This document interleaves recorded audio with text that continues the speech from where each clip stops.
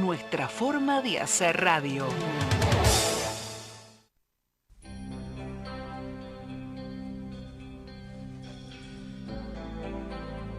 Gente Carina, gente querida, desde su traducción del italiano. Es un programa de interés social y cultural. Historias que inspiran, personalidades, líderes, arte, historia, medicina. Con la conducción de la doctora Karina Pese. Somos ángeles, no nos caímos del cielo. La gente que busca el amor verdadero. Hola, muy buenas tardes. Estamos en un nuevo programa de Gente Carina, gente querida desde su traducción del italiano. Y quien les habla y los saluda, la doctora Karina Pese en la conducción y en la musicalización y operación técnica, la señorita Micaela Chutinsky. Hoy, 8 de agosto, quiero saludar a toda la localidad de Saturnino María La Fiur. Yo sé que hay muchísimos oyentes que nos están acompañando. Hoy cumple años mi querido pueblo, Saturnino María La Fiur, así que les mando un gran saludo al intendente, al señor Fernando Cozzolo y a toda la comuna de Saturnino María La Fiur. También quiero saludar muy especialmente, porque hoy está cumpliendo años, una queridísima amiga, oyente. ¡Feliz! ¡Que lo cumpla! ¡Liliana!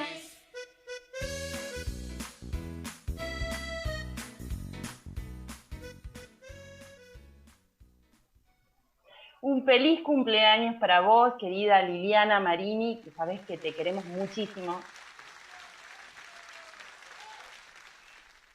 Liliana ha sido invitada de este programa, ella es psicóloga, tiene tanta experiencia en lo que es el manejo en pacientes oncológicos, en adolescentes. Bueno, vamos a invitarla porque la audiencia siempre está pidiendo por la presencia de Liliana. Así que lo pases muy lindo, querida Lili, que lo disfrutes junto a Francesca, junto a tus amigos, tus amores, y espero pronto poder verte y darte un fuerte abrazo. Y en el programa del día de la fecha, hoy la verdad que es un lujazo, tengo el honor de poder entrevistar al profesor doctor Ricardo García Mónaco, que va a estar conmigo a partir del segundo bloque, y quiero contarles a ustedes un poco de lo que es un resumen de su currículum, que me llevaría horas, pero le voy a hacer lo más sucinto posible. Él es médico de la Universidad de Buenos Aires, doctorado con diploma de honor, completó su residencia en diagnóstico por imágenes en el Hospital Italiano de Buenos Aires, fue fellowship en angiografía y radiología intervencionista en París, Francia, de neuroradiología intervencionista en el Medical Center en Estados Unidos, de fellow de neuroradiología en Toronto, Canadá, en intervencionismo oncológico en el Instituto Gustavo Roussy en Francia. Es actualmente el jefe de angiografía y terapia vascular e intervencionista del Hospital Italiano. Ha sido hasta hace un año el jefe por posición del cargo de jefe de diagnóstico por imágenes del Hospital Italiano de Buenos Aires. Por 2 mandatos consecutivos fue el presidente de la Sociedad Argentina de Radiología, presidente del Colegio Interamericano de Radiología, profesor titular especialista en diagnóstico por imágenes de la UBA, medalla de honor que le han entregado tanto en la Sociedad Argentina de Radiología, la Sociedad Europea de Radiología, reconocimiento por la Sociedad Italiana, la canadiense y nada más ni nada menos que la Sociedad Americana de Radiología, el RESNA, que en el año 2011 lo destaca como miembro honorario. Es un reconocimiento para aquellos profesionales que han hecho de la actividad médica un bien hacia la humanidad. Así que ha tenido este reconocimiento que creo que por lo menos en los últimos 40 años es el único médico en Latinoamérica que ha tenido este reconocimiento. Como para que vean el lujazo de entrevistado que vamos a tener en el programa del día de la fecha, y con él vamos a estar hablando sobre los nuevos procedimientos intervencionistas diagnósticos, sobre cómo se pueden tratar los miomas uterinos sin requerir cirugía. Así que no se pierdan este programa, que vamos a tener una información médica sumamente valiosa. Vamos a un muy breve corte comercial, Micaela, y en el segundo bloque ya estamos con el profesor doctor Ricardo García Mónaco.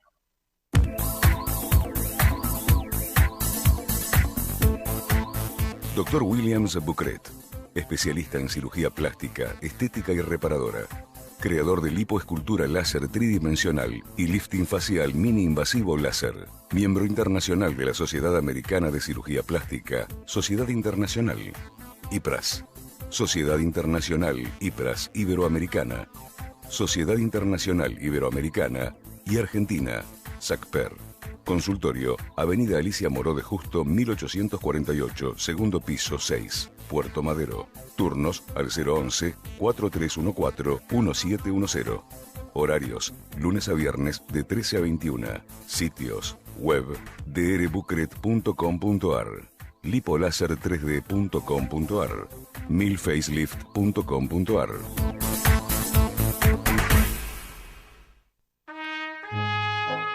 Amalia Frontini, museóloga, egiptóloga e historiadora. Si usted desea aprender a traducir jeroglíficos egipcios o está interesado en algunos de estos tres rubros, comunicarse al correo electrónico amaliafrontini@hotmail.com.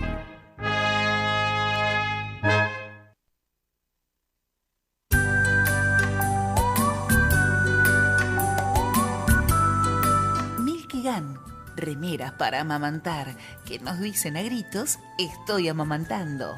Encontranos en www.milkigan.com o en Instagram en @milkigan.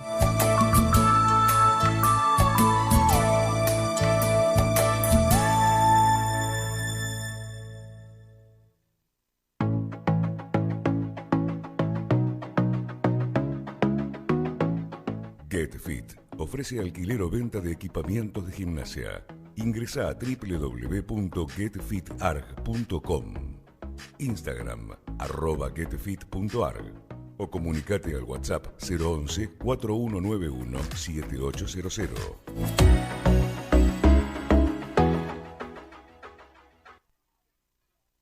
Bueno, estamos en el segundo bloque ya de Gente Carina, gente querida desde su traducción del italiano, y le damos la bienvenida al profesor doctor Ricardo García Mónaco. Muchas gracias, doctor, por interrumpir su sábado. Hola Karina, muchas gracias a vos por la invitación y es un gusto interrumpir el sábado para estar contigo. Muchísimas gracias. Bueno, estuvimos presentando en el primer bloque, leyendo un poco el extenso currículum que usted tiene, todos los reconocimientos. La verdad que impresionante la carrera internacional que ha hecho. Y bueno, yo cuando viajé tuve la oportunidad el año pasado de viajar a Francia, que usted me puso en contacto con el profesor Jean-Paul Lussier, que hace crioablación, y la verdad que ahí tuve la oportunidad de palpar, de sentir el reconocimiento que tienen nuestros colegas, los pares, hacia su persona. Todos decían, no, viene de parte del profesor Ricardo García Mónaco, y la verdad que todos hablaban maravillas de su paso por lo que ha sido todo lo que es la radiología en Europa, porque usted se ha formado en el Instituto Gustave Roussy, ¿no? En Francia. Sí, bueno, evidentemente quedaron muchos amigos en Francia, por eso hablan bien de mí, porque son sobre todo amigos, además de colegas. Sí, yo tuve la oportunidad cuando terminé mi jefatura de residentes de ir a Europa a entrenarme y estuve en Francia, en París, y específicamente en dos lugares, uno en el Hospital Universitario Público, Bicêtre, y el otro en el Instituto Cancerológico Gustave Roussy. Y ahí pasé casi 4 años de mi vida con algunos intervalos, formándome y después quedando como staff del cuerpo asistencial durante un tiempo hasta que me radiqué definitivamente en Argentina. Exactamente. Y ahí fue donde aprendió todas esas terapéuticas innovadoras con respecto a los tratamientos no tan invasivos, no quirúrgicos, que hoy está aplicando acá en la Argentina.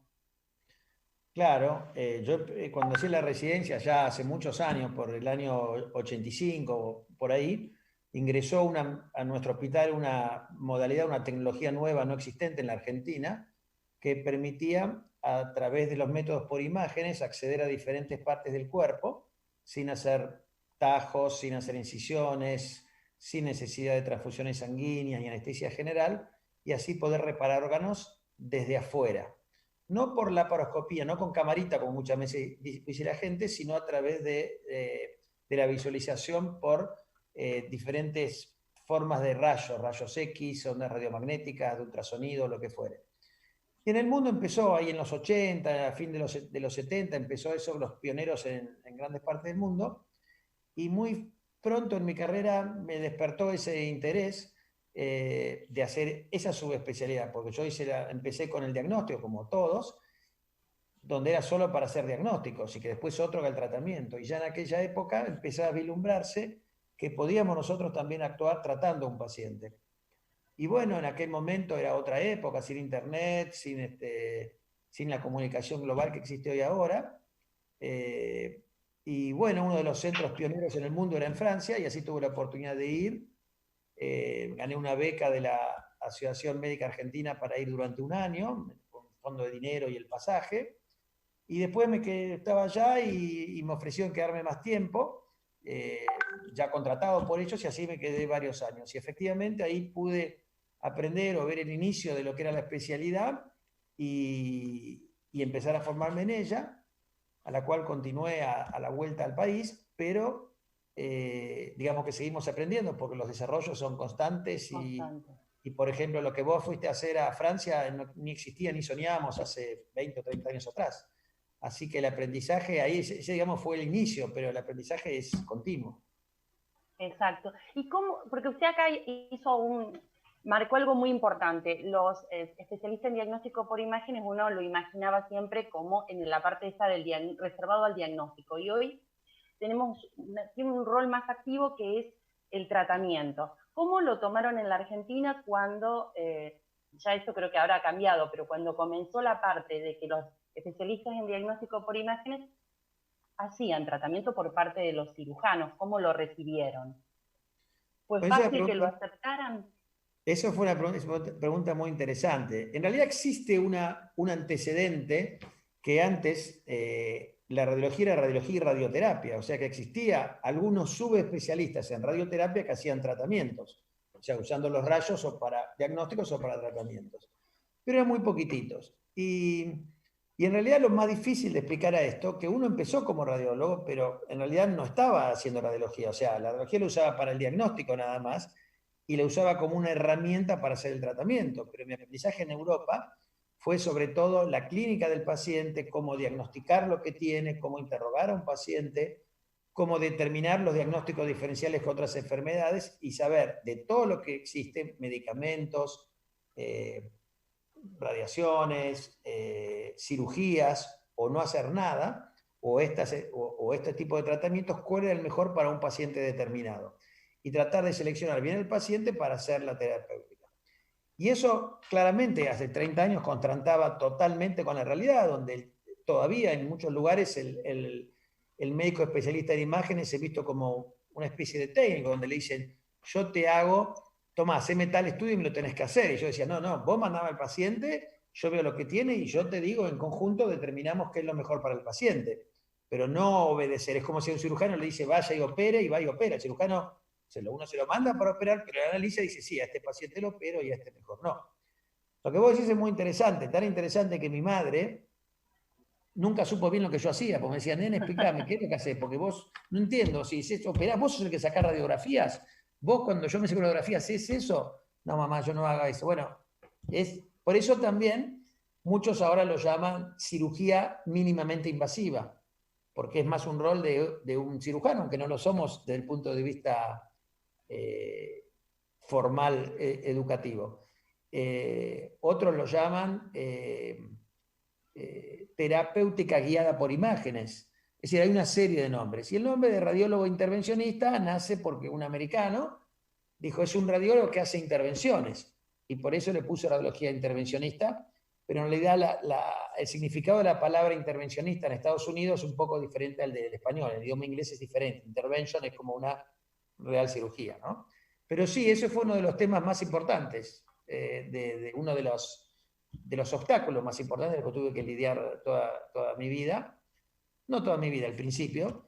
Después de un tiempo, la gente empezó a comprender y los mismos empezaron a comprender con los buenos resultados que tienen estos tratamientos. si los pacientes están bien seleccionados y se hacen las cosas bien.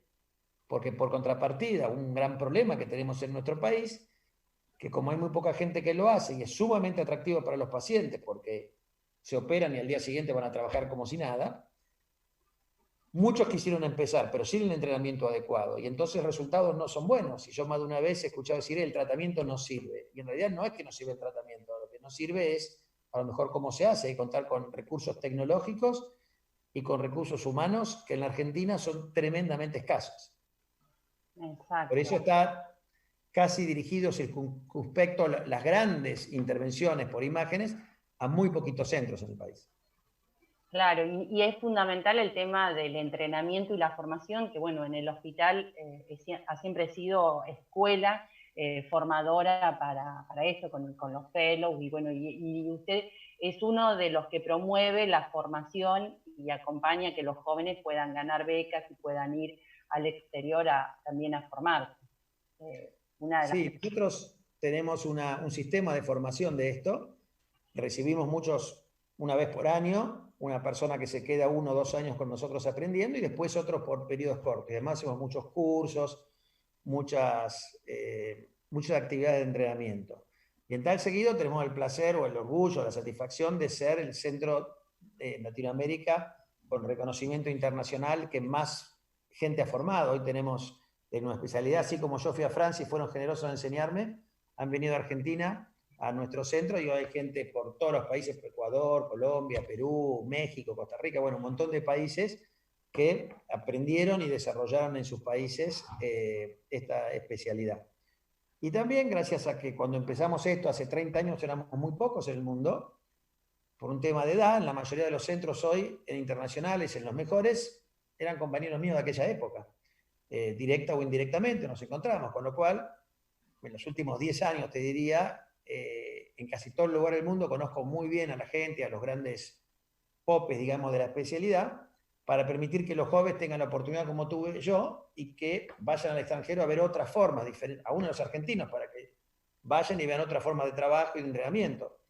Y de hecho, sí, en los últimos 20 años he mandado decenas de jóvenes que quisieran ir a aprender sobre esta subespecialidad de las imágenes u otras subespecialidades a los mejores centros del mundo. De hecho, ahora mismo hay en 2 o 3 países gente aprendiendo, ¿no? Exactamente. Y dentro de lo que es la terapéutica, una de las preguntas que me han llegado de parte del público, las mujeres, porque cuando uno entra en la página web del Hospital Italiano y ve todo lo que son preguntas frecuentes e información sobre el tratamiento en las mujeres que tienen problemas de miomas o de fibromas, como a veces lo suelen conocer. El término correcto es miomas. Muchas mujeres tienen síntomas como hemorragias, sangrados muy profusos, dolor en las relaciones sexuales, o algunas mujeres tienen problemas de fertilidad y pocas conocen que existe una indicación no quirúrgica para tratar a los miomas. ¿Quiere contarnos, doctor, en qué consiste la embolización de los miomas? Sí, esa pregunta es muy oportuna y muy realista y actual de los últimos 20 años, te diría. Los fibromas es algo muy frecuente. El 70% de las mujeres en edad fértil tienen fibromas. Yo siempre digo, si uno va al cine o a una reunión y ve 10 mujeres en edad fértil, 7 de ellas lo van a tener y lo tienen. El asunto es que no todas deben tratarse, solamente se deben tratar los fibromas que traen molestias, y ahí ya se reduce y pasa a ser un 20%. Así todo es tremendamente frecuente, porque podemos decir que 1 de cada 5 personas que uno ve en una reunión o en algún lado lo van a tener y va a tener que tratarse. Y para el fibroma hay diferentes tratamientos. El primero, los fibromas que pueden dar, como dijiste vos, hemorragias, que es lo más frecuente, que molestan tanto, menstruaciones importantes que alteran la calidad de vida, la gente no puede ir al trabajo, tiene que salir corriendo para cambiarse o directamente quedarse en su casa. Muchas veces producen mucho dolor esas menstruaciones, otras veces comprimen nuestros órganos y las mujeres tienen que levantarse a la noche para ir al baño varias veces, o tienen constipación. Y a veces, como dijiste vos, interrupciones con la posibilidad de fertilidad. Así que es algo bastante común que tienen las mujeres. La consulta obvia es ir al ginecólogo. Y los ginecólogos en Argentina en general conocen bastante poco que esto se puede hacer, y casi siempre la paciente termina operada. O le sacan el fibroma, en el mejor de los casos, y lo que pasa en la mayoría de los centros, salvo algunos centros de muy alta especialidad, que las mujeres terminan con el útero, le sacan el útero entero, lo que se llama una histerectomía. Entonces la mujer no solo pierde un útero, un órgano que le sirve, sino que además necesita una cirugía, puede tener complicaciones, puede tener problemas, como cualquier cirugía, y además está mucho tiempo en recuperarse. Aún con las técnicas modernas puede tardar hasta un mes o inclusive estar varios días internada, una semana internada, hasta un mes en hacer ciertas actividades, en manejar, en conducir un vehículo, hasta 3 meses en volver al gimnasio. Y hoy eso, la verdad, habiendo tratamientos, es inaceptable. Sobre todo por una enfermedad benigna, como son los fibromas. Nadie se muere de un fibroma. Bueno, y entonces aparecieron estas técnicas que consiste en, sabemos que cuando uno le saca la circulación, lo deja sin oxígeno al fibroma, se muere, se destruye y se muere. Y entonces no tiene más función adentro del útero y la paciente recupera sus síntomas. 90% de las pacientes mejoran. Y si justo tenemos la mala suerte que esté dentro de ese pequeño grupo que no mejora, 10%, siempre se puede operar más adelante, si una cosa no interrumpe la otra. Con lo cual es un tratamiento fantástico. A pesar de ello, hay muy poca difusión. Nosotros hace más de 20 años que lo hacemos y hemos tratado mucha gente. Pero en el mundo en general, como los ginecólogos no son los que hacen esas operaciones, por eso no están conocidos. Yo creo que si la embolización, que es la forma que se llama el tratamiento de sacarle el oxígeno a estos fibromas, fuera realizada por los propios ginecólogos y no por un especialista en estos tratamientos, seguramente sería el tratamiento de elección hoy para la mayoría de los pacientes. Y también es cierto, también es cierto, y ya con esto termino, que en la Argentina son muy poquitos los centros con capacidad tecnológica, con los recursos humanos necesarios para hacerlo y con el entrenamiento para hacerlo. Entonces, el médico común no está habituado a verlo en su centro, no sé, en provincia de Buenos Aires no hay nadie que haga eso, entonces no está habituado.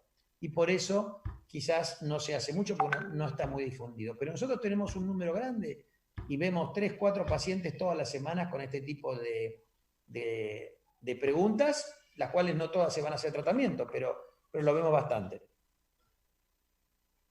Y la paciente que cumpliera con las indicaciones, con la indicación para poder hacer una embolización, ¿cuál debe ser la preparación que tiene que hacer para el procedimiento? Si tiene complicaciones, cómo es el posterior de cuánto tiempo le lleva para recuperarse, cuándo puede volver a la actividad. Sí, nosotros habitualmente, depende de los centros, pero nosotros hacemos los tratamientos en forma ambulatoria. ¿Qué quiere decir? Que la paciente no necesita ninguna preparación más que estar 4 horas de ayunas. Viene un día a la mañana, le hacemos la intervención que dura alrededor de 1 hora, más o menos. A veces tarda 40 minutos, a veces tarda 2 horas, dependiendo de las condiciones. Y viene a la mañana, se hace a media mañana y a las 3, 4 de la tarde, 5 de la tarde se va para su casa. Es decir, queda unas horitas con nosotros, en recuperación o viéndola, y se va a su casa. Pero ese día duerme en su casa y cena en su casa. El tratamiento no requiere, como te decía hoy, ni tajos, tampoco requiere suturas, ni transfusiones, ni anestesista. Se hace como cuando uno va al dentista, una pequeña inyección de anestesia local, donde hay un vaso, como cuando uno se saca sangre, y así como cuando pinchan y sale sangre, uno aprovecha por ese lugar para meter un pequeño dispositivo muy finito, acceder donde está el fibroma mirando por un aparato de televisión y por las imágenes, y cuando reconoce e identifica el fibroma dentro del útero, le inyecta una serie de sustancias que lo secan, lo dejan sin oxígeno, y por eso se destruye solo. Habitualmente le decimos a la paciente que se quede en su casa ese día, que no salga, y el día siguiente habitualmente está bien, pero le decimos que se quede también en su casa, pero puede estar con sus hijos, con su familia, pero que esté atendida. Ese día es la que va a estar atendida. Por lo general hacemos las intervenciones los días jueves, le decimos que se quede tranquila el fin de semana en su casa y el lunes se está trabajando el 80-90% de los pacientes. Como todo en medicina puede haber un problema, una complicación, pero son en buenas manos y con gente experimentada, son realmente raras, por debajo del 1% y casi siempre bien manejables. Es decir, en el mundo es excepcional que alguien tenga una complicación grave o que haya mortalidad por este tipo de intervención. Nosotros hemos tratado más de 1.500 pacientes y nunca tuvimos algo grave o alguien que se muera por este procedimiento. es realmente en buena mano muy raro tener un problema. Lo que sí hay que saber que no es para todas. Por eso antes que hacer una consulta, ver a la paciente y ahí determinar si es un buen candidato o no. Hay pacientes que sí, y son los que elegimos para hacer este tratamiento, y hay pacientes que no, y decimos, no, para usted mejor hacer otra cosa. Previo a la intervención, ¿qué estudios debería tener la paciente para llegar a la consulta con usted, para que usted pueda evaluar? ¿Qué estudios son necesarios que la paciente efectúe? Primero, lo más importante que tenemos que pensar, que es tan común que la gente tenga fibromas, las mujeres tengan fibromas, que no por el hecho de tener un síntoma y un fibroma le echemos la culpa al fibroma. Y eso lo vemos mucho, está lleno de ginecólogos que mal operan pacientes con fibromas solo porque tienen un fibroma y después continúan con los problemas porque esa no era la causa. Entonces es muy importante conocer, como bien decís vos antes, qué hacer. Y lo que hay que hacer es interrogar a la paciente, ver, digamos, qué es lo que tiene.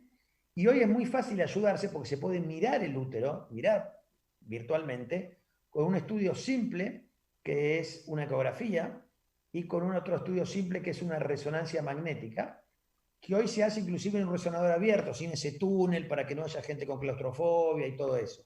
No en cualquier resonador abierto, sino en algunos especiales que son de alta capacidad para esto. Y eso más un laboratorio de sangre y hormonal habitualmente nos da un panorama muy amplio para saber si esa es la causa del paciente y según las características del fibroma, si la posibilidad de éxito es alta o es baja. Y en base a eso decidimos si su posibilidad es alta, le hacemos la intervención, creemos por lo que vemos su probabilidad es baja, no, mejor no hacerla y hacer otro tratamiento. Bien, y después de haber hecho el tratamiento, la paciente tiene que hacer controles posteriores para ver si ha dado resultados o no, qué controles, cuándo debería hacer ese primer control post la intervención de la embolización de los miomas. Sí, en realidad, como dijimos, nosotros no tratamos los miomas o los fibromas por sí, no es que sea un tumor que hay que tratarlo, sino que lo tratamos si dan síntomas. Así que el primer indicador que tenemos de control es la paciente, claro.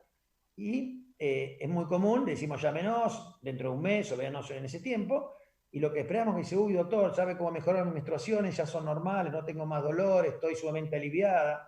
Esa pesadez que tenía en la pelvis que no me dejaba hacer gimnasia o me sentía como una pancita o no me dejaba abrochar el cinturón desapareció. Eso es lo que buscamos. Y lo corroboramos con los mismos estudios que hacíamos antes y comparamos antes y después cómo está. Y vemos si existe 100% de destrucción, 90% de destrucción, 80% de destrucción, pero nos guiamos más por los síntomas que tiene el paciente y que el paciente esté contento y diga, a mí esto no me molesta más, que con las imágenes, porque si el fibroma le queda, se cicatriza y un pedacito queda todavía viable, pero no le da ningún síntoma, es como todas las mujeres que no hay que tratarse. Así que en el seguimiento es más importante lo que padece o siente el paciente o lo que dejó de padecer que los estudios. Por supuesto que si un paciente dice, mire, la verdad no mejoré, la verdad que no estoy bien, situación que es rara, acuérdese, dijimos menos del 10% de los casos, y lo vamos a estudiar, es decir, ¿por qué pasó? ¿Por qué este paciente no mejoró? Y a veces es porque le sacamos toda la oxigenación que teníamos que haberle sacado, porque aparece una arteria que lo irriga y le da oxigenación que pasó desapercibida. Bueno, puede pasar, pero los estudios son más o menos siempre los mismos. Y lo bueno es que es ambulatorio y la gente no le interrumpe su trabajo, sus vacaciones, nada de eso. También estoy pensando, doctor, que esto también debe ser muy útil para aquellas pacientes que tienen que ir a una cirugía porque a lo mejor tienen miomas muy grandes y tienen indicación quirúrgica para que usted le embolice antes de la cirugía, para que tenga un menor sangrado. Esa pregunta es muy interesante y muy oportuna. Eso se usa mucho en medicina, cuando hay alguna patología muy vascularizada, que tiene, para la gente entiende, recibe mucha irrigación de sangre y un cirujano la tiene que operar y sacar. Pero para el cirujano es un problema, porque cuando toca eso que sangra, le es muy difícil sacarla, se le oscurece el campo operatorio porque no puede ver porque se llena de sangre. En ocasiones, por la sangre que pierde, necesita el paciente transfusiones, con los riesgos que conlleva la transfusión, prolongación de internaciones, etcétera, etcétera. Eso se ve en muchas partes. Se ve, por ejemplo, en la zona de la columna, cuando hay que operar patologías de columna, en la base de cráneo, en muchos tejidos. Y en realidad, hace muchos años, en la década del 90, un ginecólogo francés que operaba muchos de estos pacientes, tuvo esa idea que tenés vos. Dijo, mire, esto es muy grande, che, voy a hacer como hacen los de columna, como hacen los de cerebro, le hago esto para tener un campo seco y así poder operar mejor y tener mejores resultados sin transfusión y todo eso. Y eso hizo este hombre, o sea, una embolización preoperatoria, una oclusión preoperatoria. Y después notó que cuando tenía la fecha de operación en Francia, la gente lo llamaba y le decía, mire, doctor, no me voy a operar. ¿Por qué, señora? Yo lo quiero casar. Y porque yo me voy a operar porque tenía todas estas molestias y ya no las tengo más. Por la embolización. Y ahí se dieron cuenta que esto que fue diseñado por un ginecólogo, un propio ginecólogo, para mejorar su cirugía, dijo, y en el 90% de los casos la cirugía no hace falta, el tratamiento per se ya es suficiente. Por eso, si bien es posible, casi nunca terminan en cirugía, porque los pacientes después ya mejoran y no hace falta, salvo un porcentaje muy pequeño. Bueno, que no se asusten los ginecólogos, que hay pacientes para tratar para ambos sectores. Vamos a un muy breve corte comercial y no se vaya, doctor, que seguimos con Gente Karina con estas preguntas que me está llegando de parte del público. Dale.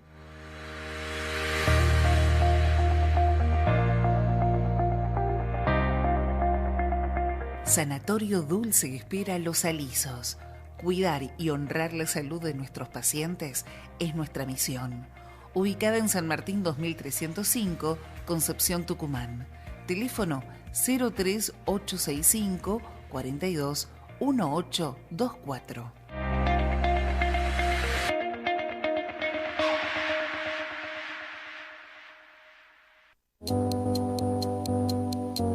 Farmacia Pelle, comprometidos con el cuidado de la salud de nuestros pacientes. Mediante un moderno sistema de trazabilidad aprobado por la ANMAT, seguimos los procesos de cada medicamento, desde los laboratorios hasta que llegan a manos del paciente. Seguridad farmacológica, transparencia, seriedad, calidez en la atención son nuestros valores. Atendemos obras sociales, prepagas, particulares, envíos a domicilio, horarios de atención, lunes a viernes de 8 a 12 y de 16 a 20, sábados de 8:30 a 12:30, ubicada en Catamarca 99, esquina Pellegrini, Concordia, Entre Ríos. Teléfono 0345 421 2605.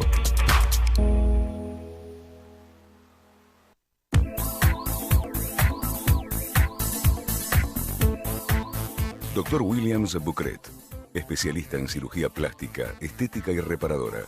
Creador de lipoescultura láser tridimensional y lifting facial mini invasivo láser. Miembro internacional de la Sociedad Americana de Cirugía Plástica, Sociedad Internacional, IPRAS. Sociedad Internacional IPRAS Iberoamericana. Sociedad Internacional Iberoamericana y Argentina, SACPER. Consultorio, Avenida Alicia Moró de Justo, 1848, segundo piso 6, Puerto Madero. Turnos al 011-4314-1710. Horarios, lunes a viernes de 13 a 21. Sitios, web, drbucret.com.ar, lipolaser3d.com.ar, milfacelift.com.ar.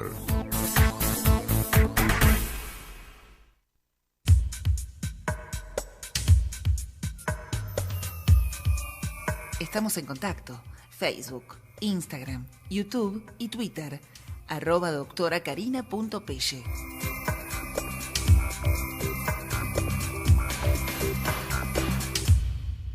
Estamos ya en el tercer bloque de Gente Karina, gente querida desde su traducción del italiano. Y doctor, nos están llegando preguntas desde Facebook y dice, en mi caso desconocía la posibilidad de la intervención de los fibromas por embolización. Excelente el doctor, qué buena entrevista de parte de Marta Donía. Un lujo de invitado, Ana Ciraolo.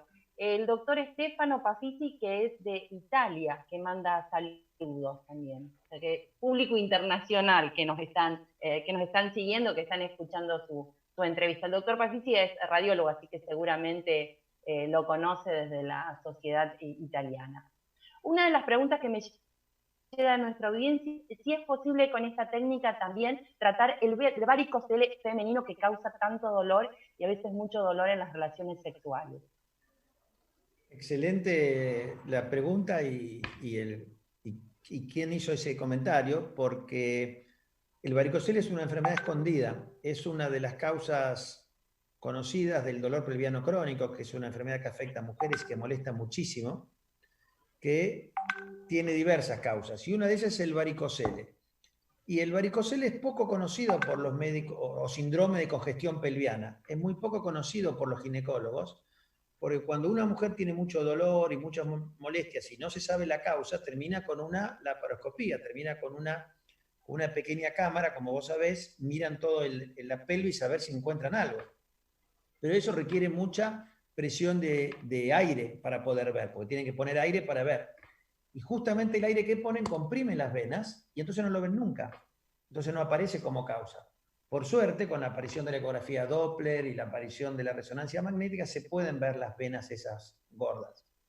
Y sí, eso que ocurre mucho en pacientes multíparas, se puede, no se opera, aparte no hay otro tratamiento razonable, y el tratamiento también se ocluyen esas venas, de la misma manera que un flebólogo, cuando las chicas tienen varices en las piernas que les molestan tanto, que son tan feas, o los cirujanos plásticos a veces le ponen esas esclerosis, le ponen un alcoholcito adentro que las tapa y ya no se ven más y molestan más. Lo mismo podemos hacer nosotros con esta técnica. Una vez más, se entra por el brazo, pero en lugar de entrar por la arteria que conduce al útero, se entra por las venas que conducen a las venas del ovario y de la pelvis. Y se ocluye. Y eso también se hace a la mañana, el paciente se va durante el día y es mucho mejor tolerada que inclusive que la embolización. Directamente le decimos, mañana vaya a trabajar si se siente bien. Y la mayoría de gente va a trabajar al día siguiente y le decimos que si van al gimnasio o juegan al tenis o algo, que por 4 o 5 días, una semana máxima, no haga, porque va a tener un poquito inflamadas las venas de la pelvis los primeros días. Pero es un tratamiento muy bien tolerado y altamente exitoso. Pero una vez más, la clave es saber que el paciente tiene el problema por eso. Porque una mujer que tuvo 3 o 4 hijos va a tener las venas pélvicas a lo mejor inflamadas y con varices por los hijos y no tiene nada que ver con sus síntomas. Si uno le hace una ecografía, una resonancia, le encuentra esas varices y no quiere decir que las varices sean las culpables de su problema. Hay una serie de síntomas que uno relaciona y dice, sí, esto es por las varices, entonces lo trata. Pero si no, no hay que tratarlas y decirle, mire, esto es un hallazgo incidental y fortuito que no tiene que ver con lo que tiene usted, así que su problema no son las varices. ¿Y cuáles serían esos síntomas? Por eso a veces encontramos, dice, no, a mí me hicieron el tratamiento y no tenía nada, y no funcionó en tal lugar. Le decimos, bueno, y dígame, ¿qué síntomas tenía usted? Y cuando nos dice lo que tenía, decimos, y no, porque lo que usted tenía no era un problema de varices. O a lo mejor si lo tenía, estaba mal hecho la intervención y volvemos a reintervenir. Nosotros hacemos mucha cantidad de reintervenciones porque lamentablemente en el país en general no hay gente experta en esto. Los síntomas comunes del varicocele son como de las venas de cualquier mujer que tiene problemas en las venas, en los miembros inferiores, una señora peluquera, una maestra que esté mucho parada. Son mujeres habitualmente multíparas, así que ya tuvieron hijos, que sientan a sentir una pesadez, particularmente en la medida que corre el día, que están paradas a la tarde, tardecita. Cuando se levanta dicen, no, a la mañana me levanto, estoy acostada, no tengo nada, dicen. Claro, porque las venas estuvieron en reposo, y sí a la tardecita. Que a veces tengan venas asociadas, varices asociadas en la cara interna del muslo, en la zona vulvar, así toda la zona de afuera de la vagina, si se ven varicosidades ahí, que tengan sensación de pesadez pelviana, sobre todo a la tarde, cuando ocurre el día, eso de tener los síntomas al atardecer, y dicen, no, me acuesto y en la mañana no siento nada, eso es bastante característico. Y a veces hay también molestias en el acto sexual o en el coito, pero no sobre todo en el acto, sino a posteriori, porque después, por los mecanismos fisiológicos, hay una inflamación pelviana y si ya tiene venas dilatadas, todavía se exacerba. Así que son síntomas de dolor, de pesadez o de cansancio de la pelvis y miembros inferiores, particularmente por la tarde y que mejoran con el reposo. Y casi siempre mujeres con varios partos previos. Qué importante acá la semiología, esto, saber interrogar bien, saber cuáles son los síntomas, esto que usted marcó que lo aprendió como a fuego allá en Francia, de la importancia de conocer la clínica, la anatomía patológica para hacer toda una evaluación verdadera del paciente y no solamente una imagen, una fotografía. Fundamental claro. El conocimiento. Nosotros decimos, o sea, decimos, nosotros no somos cirujanos cosméticos. Un cirujano plástico es cosmético. A lo mejor alguien tiene arrugas, una nariz y lo quiere arreglar sin ser una enfermedad física, digamos, ¿no? Puede ser algo intelectual, que uno no se siente bien con su cuerpo, pero él ve algo y dice, esto hay que arreglarlo. Y nosotros decimos, no hacemos tratamientos cosméticos. Si yo veo que en el útero hay una varice o algo, solo porque se vea, si al paciente no le molesta, no hay que tratarla. Y eso es clave, porque si no, no es un técnico que hace bien la técnica, cierra lo que tiene que cerrar, hace lo que tiene que hacer, pero si no beneficia al paciente, no sirve para nada. Así que acá el centro no es la intervención, no es ni el médico, ni siquiera el útero o las varices. Acá el problema, el centro tiene que ser la paciente en su conjunto y uno tiene que tratar eso, ¿no? Y bueno, y esa es la gran diferencia entre un radiólogo que hace una técnica, haceme tal estudio, tal radiografía, el que dice, no, yo me comprometo, tomo un paciente y yo me comprometo de darle satisfacción a ese paciente en el sentido de aliviar su problema, curárselo en el mejor de los casos, aliviárselo como hacemos casi siempre, y si no podemos, acompañarlo y contenerlo para que lleve su problema lo mejor posible. Y ese es el gran cambio, y es el gran aprendizaje que tanto nos cuesta cuando tenemos radiólogos, decirle, hay que ir a otra parte, no a la parte técnica. Y lo mismo pasa con cirugía, excelentes técnicos cirujanos que a lo mejor no tienen en cuenta estos parámetros, ¿no? Esto en todo en general, hay que verlo al paciente en forma completa, a una holística en algunas situaciones. Exactamente. Y en caso de los varones que tienen varicocele, ¿también podemos aplicar esta técnica? Sí, en los varones también, sobre todo son chicos jovencitos. El asunto que en los varones hay una cirugía que es muy buena si hay un buen cirujano, que es una cirugía mini-invasiva, muy fácil por un experto, y también es bastante bien, el paciente al día siguiente está en reposo, pero a los 2-3 días puede trabajar y todo.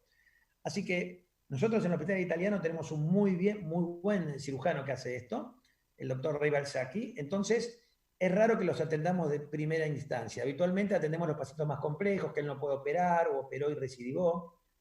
Pero bueno, en muchos países del mundo, en Inglaterra, por ejemplo, se hace este tratamiento y no la cirugía porque es mucho más económico, ¿no? Argentina todavía está un poco disperso. Lo que sí es un boom actualmente en el mundo, por si alguna de tus, yo sé que tenés platea femenina sobre todo, o auditorio femenino, pero algunos deben tener ya no novios, diría esposos, porque esto es patología de la gente mayor de 50 años, que es la enfermedad de la próstata, no el cáncer de próstata, sino la enfermedad benigna de próstata. Este señor que le cuesta, tiene que levantarse 2-3 veces por noche para orinar, que le cuesta orinar, que a veces hasta hay que poner un catéter, tiene que ir al urólogo, y el tratamiento habitual es hacer una resección de la próstata, que los médicos llaman por vía transuretral. ¿Qué quiere decir? Por el canal donde uno orina, por ahí se mete un canito y se va rompiendo la próstata. Eso es muy bueno y tiene muy buenos resultados, pero el problema que tiene que 2/3 de los pacientes o más quedan con algunos problemitas. Y el problema más importante, que no es una enfermedad, pero puede para algunas personas importantes, es que quedan por el resto de su vida con eyaculación retrógrada. Es decir, no pueden eyacular hacia adelante, no se ve. Y a veces también puede haber otros tipos de alteraciones, incontinencia urinaria, pacientes a lo mejor que tienen que hacer tratamientos si tienen problemas cardíacos o problemas muy importantes, comorbilidades diabéticos, no pueden operarse, o si la próstata es muy grande, ya no pueden por vía transurinaria y tienen que operar cielo abierto. Bueno, que sepan las mujeres que sus maridos, sus hermanos, sus tíos o las jovencitas, sus papás, hoy existe esta posibilidad que es similar a lo del útero, pero con la próstata. Y con el mismo camino recorrido, pocos lugares que lo hacen, pocos centros. Nosotros tenemos una buena experiencia y una alta experiencia y fuimos de los pioneros en el mundo con otros grupos, y cada vez más se está haciendo eso, sobre todo para pacientes jóvenes que cuidan mucho a los 50, 60 años, 70 años, digamos, jóvenes más o menos, pero digamos, adultos mayores que todavía tienen a lo mejor una actividad física activa y que no quieren, así como algunos se operan, no quieren tener, digamos, una eyaculación retrógrada cuando obtener algún problema de virilidad o de erectilidad o de incontinencia cuando puede evitarse, ¿no? Pero una vez más, no es para todos los pacientes, hay que elegir otra vez qué paciente sí y qué paciente no. Y nosotros habitualmente en el hospital lo hacemos con los urólogos. O sea, lo vemos nosotros, decidimos todo con el urólogo y en conjunto lo vemos los dos y decidimos qué es lo mejor para ese paciente. Un trabajo en equipo. Absolutamente, interdisciplinario. Perfecto. ¿Y el paciente tiene una rápida recuperación, así como las mujeres que hacen la embolización de los miomas? ¿Cómo es el antes, la preparación previa y la posterior? Te voy a decir que es mucho mejor. El paciente viene a la mañana, se va a su casa y ni siquiera tiene que estar en reposo al día siguiente. Porque la cantidad necesaria de arterias a ocluir de la próstata es muy chiquitita, aún las grandes. Es tan poquito la falta de oxigenación que no produce así ninguna sensación de necesitar reposar o de alguna molestia o quedarse en casa. Así que es muy, muy rápido. Problema más importante que algunos pacientes pueden tener los primeros días un poquito de ardor al orinar, pero al día siguiente pueden ir a trabajar, hacer su vida, no tienen ningún problema al respecto.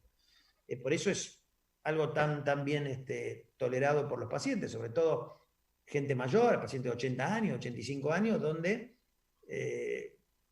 evitar un tajo, evitar una anestesia general, evitar una cirugía, es bastante atractivo, ¿no? Sobre todo para los pacientes. Pero repito, no es para todo. Hay que ver y decir, a usted, señor 1, sí, a usted, señor 2, también, y a usted, señor 3, no, mejor no hacer esto. Al señor 4, mejor no hacer nada, ni esto ni cirugía, tome esta pastillita que va a andar bien.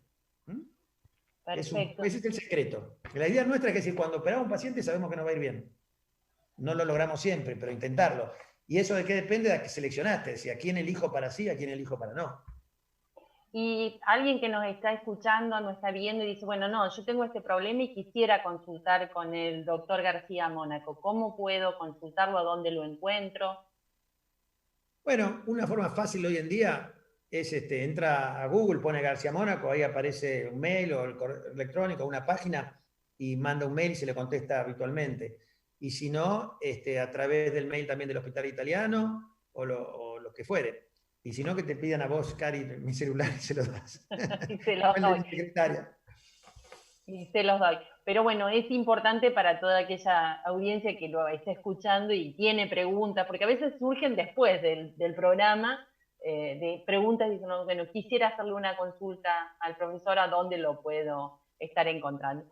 Y con respecto a los tratamientos oncológicos, ¿qué rol tiene, no sé, la quimioembolización hepática? Que nos cuente un poco de estos tratamientos que cuando el primer caso que trataron en Argentina, sé que TN estuvo haciéndole nota, el periodista Guillermo Lobo les hizo una entrevista, así que bueno, quisiera que nos cuente un poco cuál es el rol que hoy le cabe a estos pacientes oncológicos. Sí, Lobos hizo eso cuando hicimos la radioembolización. Porque cuando hicimos la primera quimioembolización, Lobo era muy joven, me imagino, porque fue hace como 30 años, que son tratamientos parecidos que han evolucionado. Bueno, el principio es siempre el mismo. El principio es acceder desde fuera del órgano a una lesión determinada, desde afuera, a través de un pequeño agujerito, con todo lo que ya hablamos, y llegar ahí y hacer una reparación. En el caso de lo que hablamos, destruir un tejido que está trayendo problemas. Casi siempre sacándole la oxigenación, que no reciba sangre, no se puede alimentar, entonces se muere. Eso se llama embolización. Pero cuando uno tiene un tumor, puede aprovechar y además de eso, o antes que eso, colocarle esferitas muy pequeñas, que se depositan adentro, aprovechando la circulación de la sangre. Uno aprovecha ese camino, como en un arroyo, si uno tirara elementos para que lo lleve con la corriente, para que se depositen sustancias tóxicas. Por ejemplo, microesferas, millones de esferas que tienen radiación. Se depositan en ese tumor de esta forma y la radiación lo destruye. O como nombraste vos, la quimioembolización. Poner esferitas con quimioterapia que sea localizada. Entonces lo destruye localmente y no provocan, porque no circulan por todo el cuerpo, los efectos indeseados de la quimioterapia, la caída del cabello, la diarrea, todo ese tipo de cosas. Es decir, es lo que llamamos tratamientos locorregionales en los tumores. Hacer una gran destrucción local, lo mismo que hace el cirujano opera y lo saca, nosotros no hacemos, no operamos acá. Vamos donde está ahí adentro, lo llenamos de sustancias tóxicas tratando que se destruya el tumor, todo lo que tiene alrededor para tener un margen de seguridad que no se expanda y que el resto quede in situ para que siga funcionando. Eso se hace particularmente en el hígado. Y se puede hacer por vía endovascular, de forma similar, o se puede hacer de otras formas, a través del cuerpo, poner una agujita, y esa agujita que lo queme, la ablación por radiofrecuencia o microondas, como el microondas que tiene la señora en su casa, bueno, que produce calor y calienta la comida. Esto es un microondas que produce tanto calor que destruye la célula tumoral. O al revés, congelándolo.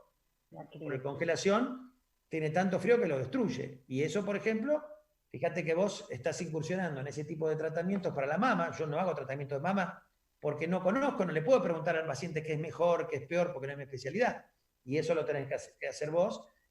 Y que vos estás ya empezando a tratar pacientes sin necesidad de cirugías o como alternativa a la cirugía, solamente poniendo una agujita, congelándolo y se va a su casa y no tiene ningún problema.